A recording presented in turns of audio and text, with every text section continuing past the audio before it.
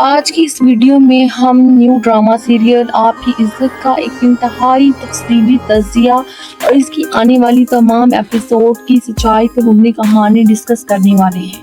اگر آپ نے ابھی تک اس ڈرامے کی ایک بھی ایپیسوڈ نہیں دیکھی، آپ یہ جاننا چاہتے ہیں کہ اب تک کی کہانی کے بعد ڈرامے میں کیا بڑا موڑ آنے والا ہے، تو یہ ویڈیو آپ کے لیے ہے۔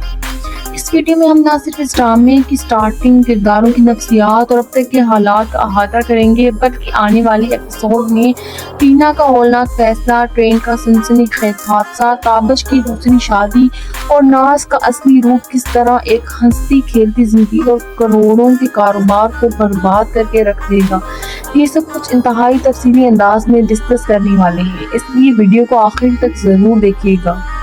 اس ڈرامے کی بنیادی کہانی ایک 14 سالہ شادی شدہ زندگی کے گرد گھومتی ہے، جو بظاہر بہت خوشگوار نظر آتی ہے۔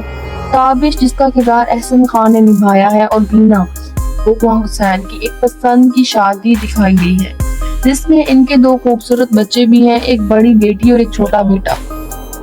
شروعات میں ان کے درمیان بہت پیار، عزت اور ایک دوسرے کا خیال رکھنے کا جذبہ دکھایا جاتا ہے، لیکن جیسے ہی انسان کے پاس بے تحاشا پیسہ، طاقت اور سماجی مقام آتا ہے، اکثر اس کی سوچ بدلنے لگتی ہے۔ تابش کے ساتھ بھی بالکل یہی ہوتا ہے۔ جیسے جیسے اس کا الیکشن کا سفر آگے بڑھتا ہے اور کاروبار چمکتا ہے، اس کا دھیان اپنے گھر، بچوں اور اپنی وفادار بیوی بینا سے ہٹنے لگتا ہے۔ اس تبدیلی کی سب سے بڑی وجہ تابش کی خوبصورت، چالاک اور شاطر سیکریٹری ناز ہے۔ ناز نہ صرف اس کے الیکشن کے تمام سیاسی معاملات کو سنبھال رہی ہے، بلکہ وہ تابش کو اپنی طرف مائل کرنے کے لیے ہر قسم کا حربہ استعمال کرتی ہے۔ تابش بھی اس کی ان اداؤں میں آ کر اپنا ذہنی توازن کھو بیٹھتا ہے اور 14 سالہ وفادار بیوی کے ہوتے ہوئے اس کے ساتھ دوسری شادی کرنے کا کمٹمنٹ کر لیتا ہے۔ یہاں ایک اور اہم کردار تابش کی ماں ثانیہ سعید کا ہے، جو ایک روایتی مگر دوگلی فکر رکھنے والی ماں کے روپ میں سامنے آتی ہیں۔ وہ اندر سے تو یہ بات اچھی طرح جانتی ہے کہ اس کا بیٹا ایک ہنستا بسایا گھر اجاڑ کر غلط کام کرنے جا رہا ہے اور بینا کے ساتھ شدید زیادتی ہو رہی ہے، لیکن بیٹے کی اندھی محبت میں وہ اس کی ہر ناجائز بات ماننے پر مجبور ہو جاتی ہے۔ پہلے وہ استخارہ کرنے کا ڈرامہ کرتی ہے، لیکن جب بیٹا ضد پر اڑ جاتا ہے تو وہ خاموشی سے دوسری شادی کی حامی بھر لیتی ہے۔ جب بینا پر یہ حقیقت کھلتی ہے کہ اس کا شوہر، جس کے لیے اس نے اپنی زندگی کے 14 سال قربان کر دیے، وہ کسی دوسری عورت کے لیے اسے دھوکہ دے رہا ہے اور اسے دوسری بیوی بنا کر گھر لانے والا ہے، تو بینا کے پاؤں تلے سے زمین نکل جاتی ہے۔ وہ ایک شدید جذباتی اور ذہنی اذیت کے دور سے گزرتی ہے۔ ایک طرف جہاں عام ڈراموں میں عورتیں چیخنا چلانا شروع کر دیتی ہیں، وہاں بینا، کیونکہ مذہبی رجحان رکھتی ہے، اس لیے وہ خودکشی کے بارے میں سوچنے لگتی ہے۔ وہ اپنے اس غم اور تکلیف سے چھٹکارا پانے کے لیے خاموشی سے ایک عالم دین کے پاس جاتی ہے۔ وہاں جا کر وہ انتہائی پوشیدہ اور اشاروں کے الفاظ میں سوال کرتی ہے کہ اگر کوئی انسان گناہ کرنے سے پہلے توبہ کر لے تو کیا اس کی توبہ قبول ہوتی ہے؟ بظاہر یہ ایک عام سوال تھا، لیکن اس کے پیچھے بینا کی خودکشی کرنے کی نیت چھپی ہوئی تھی۔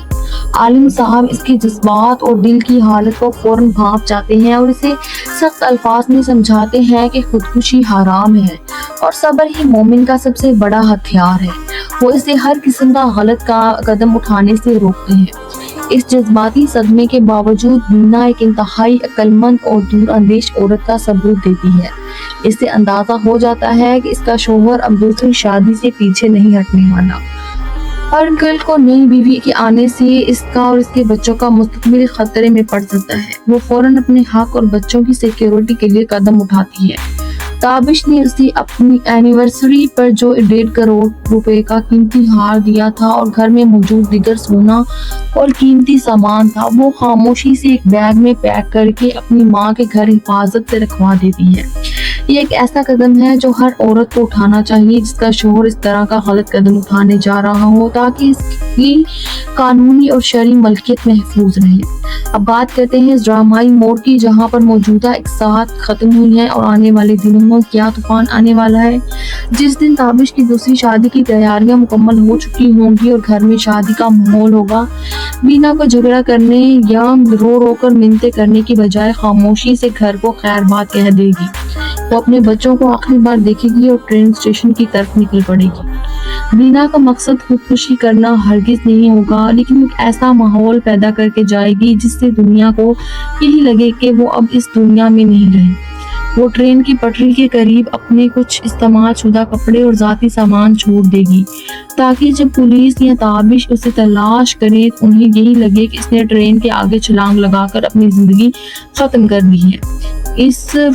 इस रूमर के फैलने से वो ताबिश और उसके खानदान की नजरों से हमेशा के लिए गायब हो जाएगी। लेकिन कहानी में असल सनसनी तब पैदा होगी जब इसी ट्रेन के सफर में बीना की मुलाकात सैफ से होगी।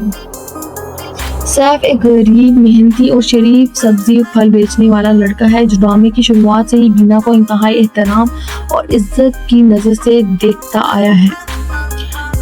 जब बहराम ट्रेन में बीना को इस कदर बदहाल, परेशान और टूटे हुए दिल के साथ देखेगा तो महसूस कर लेगा कि ये खातून किसी बहुत बड़ी मुसीबत में है।